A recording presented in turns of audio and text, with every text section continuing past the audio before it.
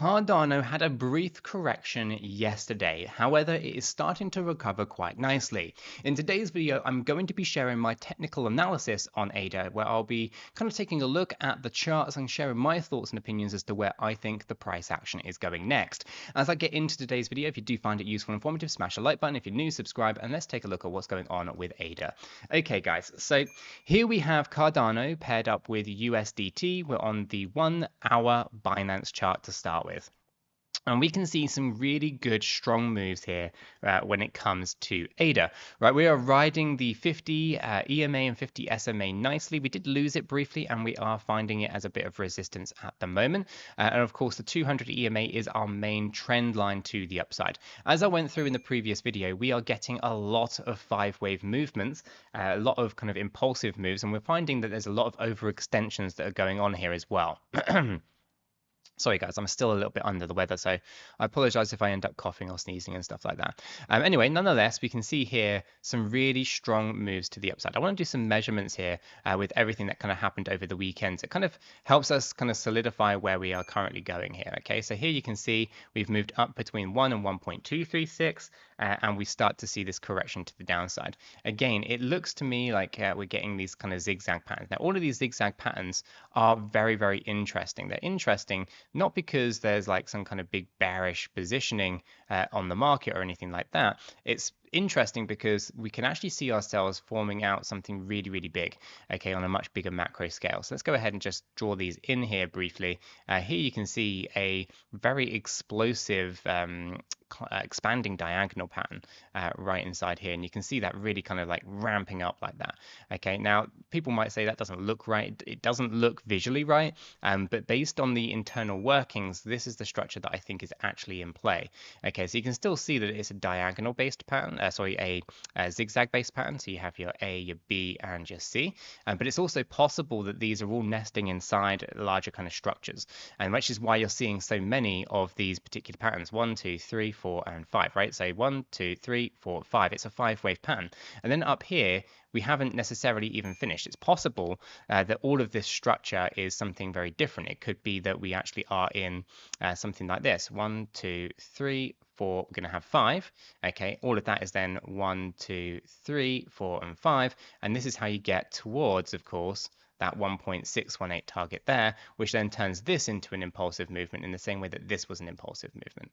Okay, and that impulsive movement there is actually in the incorrect, that's just measuring this one to this one, and so forth. It doesn't measure this one either. So if we were starting to think about where this position would have to go, okay, and move this one over to here, then you can see that 1.618 actually is higher. Okay, so you can see things kind of really coming together on the smaller time frames, kind of nesting in. Okay, really important that we understand. I'm going to clear off all of this off the chart as we kind of scope out what happens next. Now, at the moment, at the point of recording today's video, which is, as you can see down here, at pretty much 600 hours UTC, we can see here that we are starting to get a bit of a run back to the upside. There's overlap between these wicks here and this price action here, so it's no impulsive move to the downside, but this move did come down deeper than expectations. I was looking for long positions around here, trying to find support and then look for those runs to the upside, but this continued move I think was probably due to cascading liquidations of longs. Here we can see we did move down a little bit deeper. This looks impulsive, but it's not impulsive because of the overlap. Okay, so this actually is going to mark potentially a WXY, X, and Z pattern instead, and if we do something to that effect, then we want to be thinking about retesting the 200 EMA. Now, taking a look at that, we are overbought on the 1 hour time frame as we come up to these resistances. So if we wanted to, we could probably think about short positions here, looking for the 200 EMA, giving ourselves a little bit of breathing room. We'll want to find 1.5 on the risk reward ratio, so it's going to be a bit on the tight side. So we might want to think about coming in somewhere around about here.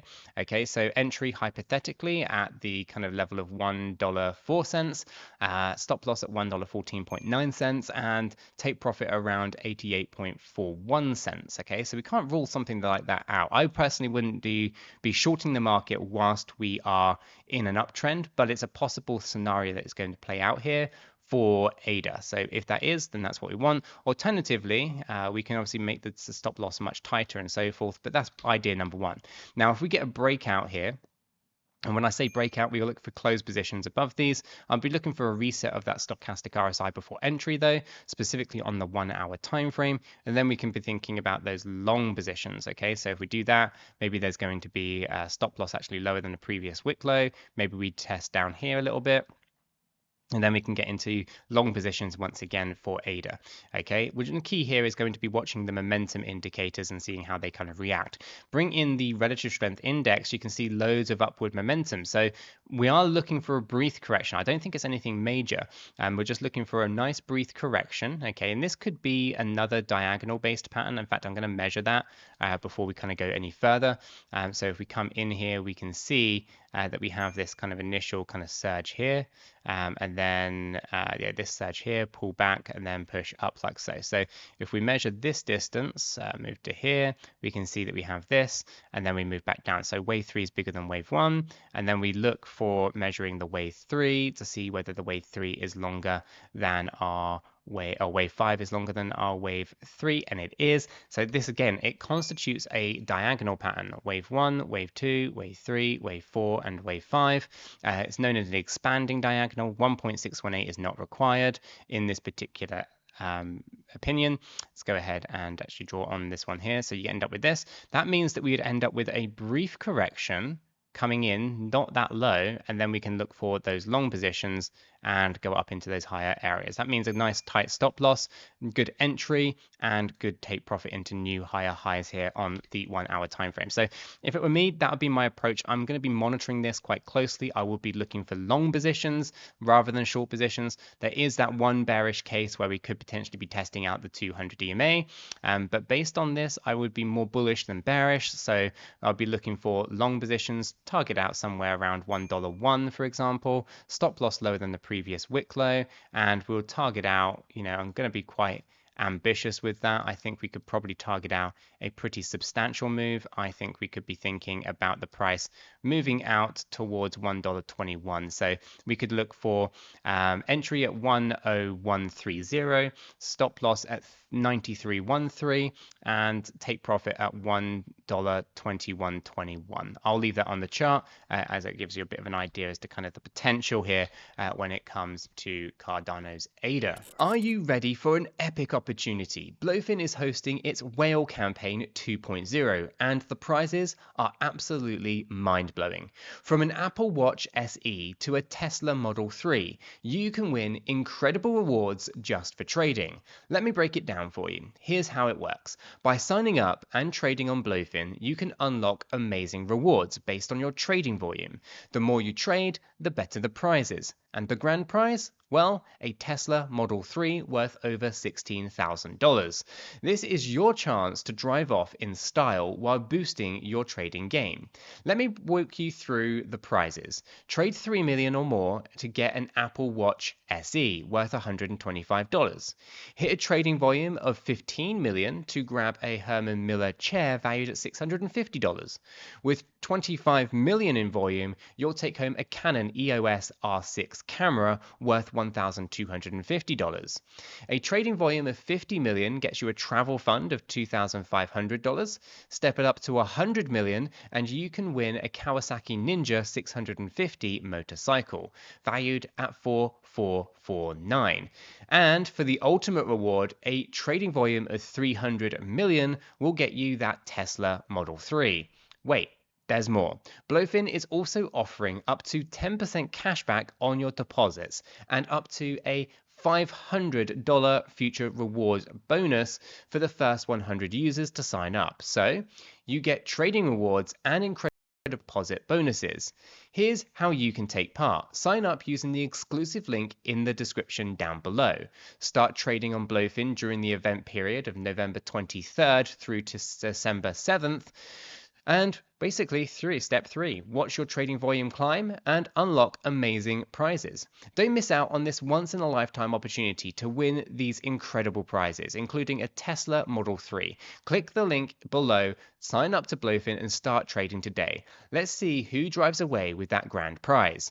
This is a promotion direct from 𝗕𝗀𝗀𝗃. This has no affiliation with YouTube or Cheeky Crypto. For all terms and conditions, visit the link in the description, and happy trading. Okay, let's go ahead and roll this up into a daily time frame. Okay, on the daily time frame, our initial thoughts were to kind of see the price move out towards 92 cents 73 to $1.732. Now here we can see that we did rally up higher. On Saturday, we reached a high of $1.1542. Okay, so we are obviously seeing an overextension of these moves once again. So we are tracking here a potential fourth wave going into a fifth wave. Of a wave 3 overall. So again, we are tracking those higher moves. We are looking for 121.26 to 131.34 right inside here. Okay, so that's going to be the targeted range for the next move. From there, we're going to experience, in my opinion, volatility, but we're very impulsive here. And at the moment, of course, as we higher that we go, the higher our kind of accumulation range becomes later on. Okay, so we are still looking for an accumulation range for anyone who is missing this initial surge to the upside, and we are likely to see it, right? You can see here that the relative strength index is heavily overbought. Bullish momentum, we will be looking for a cooling off in the short term. Take a look at our stochastic. It is also dipping down at the moment, but we can still hover around here and still push up higher here if we need to. We might find that this correction is going to be very brief before we continue, but we'll see how it kind of goes. If we bring that off and bring in the MACD, you can see here we are seeing good MACD histograms. So essentially here we're having higher highs on the histogram as we push up into higher highs. There's no divergences yet, but one of the things that I will be looking for is going to be a divergence here. As we continue to push up into higher highs, we might find that our histogram actually goes down into a lower high. This is going to be the divergence that tells us that this trend is over and we want to be thinking about the accumulation. Okay, so we're going to be keeping a close eye on the histogram divergence here in terms of the price action.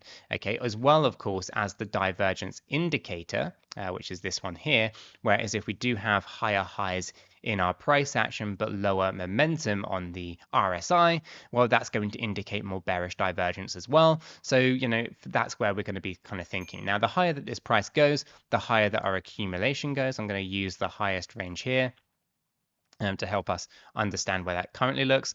At the moment, we are going to be looking now more towards this area here of 93 up towards 64 cents. Okay, so as you can see, as time progresses, higher and higher our accumulation zone becomes. Now, this would basically be an indication of a pretty healthy correction. We'll be looking for around 30 to 50%. Now, that might sound really aggressive to some, but actually is right in line with your expectations. If I zoom out here, you can kind of see the more aggressive accumulations that we've had in the past, okay, where we had back here in August of 2023, we saw an 88% drop to the downside. Over here, in the most recent accumulation, we saw a nice significant drop to the downside. It's not always the case, right? In more bullish times, even though we are in bullish times anyway, we can see more healthy corrections, right? So when we finished the wave 1 back here in 2020, we can see a pretty healthy correction to the downside. Let me zoom in and get this on the correct wick right here, down to this low. It was a 51.21%. It doesn't look that bad on the chart, right? But it's still a 51% move to the downside. Okay, and then up here in the wave 4, this was basically from the area of May 2021 down to the lows that we had, I think it was in July. Coming in down here was a 58% move. Okay, so we're going to be doing something similar in my opinion, but I think it's going to be more of a wave 4. So I'm not expecting anything more than what we see here. So 30 to 50%. Before pushing up into a final fifth wave movement. For clarity, guys, 1, 2, 3, 4, 5. okay, and all of that's going to be a wave one. This is why ADA is on such a bullish path, right? And there's lots of really big bullish targets here, okay? So we have $5 to $12. That's our kind of conservative range, and this one looks very easy right now. It looks easy based on the structures that we are seeing appear, that this is an incredibly bullish place to be. Now obviously we need $2.27. $2.27 is going to be our key impulsive trigger point that tells us that we are in very, very good times for ADA, right? Once we hit that within our structure, we're going to be very, very happy. For the most part though, this pattern here, if it does play out as expected, and we kind of see very similar kind of patterns to what we saw back in 2021, well, $5 to $12 should be pretty easy. After that, we actually have more bullish targets around $38. Now that's going to be quite a difficult challenge, and there's going to be a lot of emotions flying all over the place during that, and lots of sell pressure as well. And you can see the how hard that's going to be in comparison to where the price is today versus $5 to $12. But as time progresses here and as patterns start to emerge, the $38 range becomes more and more probable. And I know, right? Market cap's going to be absolutely bonkers. But we have to understand that market cap does not, and I want to repeat this, does not represent liquidity. When I say it doesn't represent liquidity, it does not represent the money flowing in to a crypto project. All that market cap is price multiplied by supply. You need to understand that price is driven from demand and supply. Okay, price doesn't represent the money flowing in. It just represents an imbalance between the demand for ADA and the supply of ADA. So as time progresses, demand will increase. As demand increases, your supply shrinks because more people hold on to it thinking there's longer term gains, or they stake it, or they use it in DeFi, they use it in lots of different things. As supply shrinks and demand grows, price has nowhere to go but higher and higher to find people willing to sell. So prices or sellers are usually pricing higher and higher and higher, meaning that as new demand comes in, it has to price higher and higher and higher to find the sellers.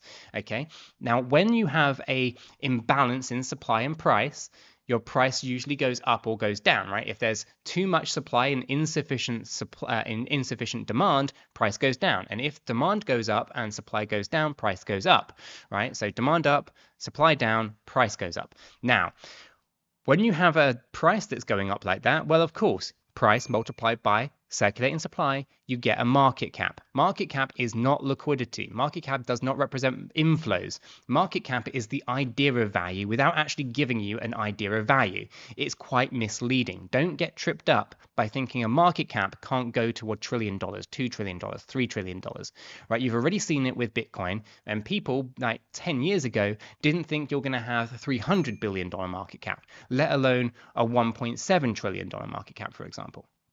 Understanding that market cap doesn't represent value, it doesn't represent liquidity, it only shows you price multiplied by supply.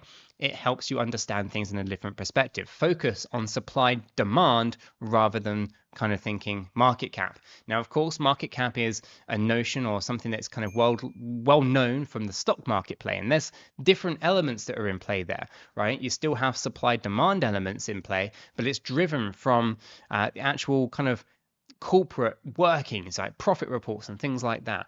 I like to think of crypto market, because it's kind of creating tokens, more like gold, right, or silver or precious metals, where there's supply out there that potentially is shrinking, sometimes it's expanding, and then there's a demand coming in for it, right? These are the key things to think about, not market cap. Okay, so understanding that $38 becomes more likely or more probable is very important, but I still believe that, you know, for the most part, we're going to be somewhere between $5 and $12, and that is looking very, very healthy in terms of a prediction right now. I'd love it to go much higher, but for me, $5 to $12 seems to be the most probable area.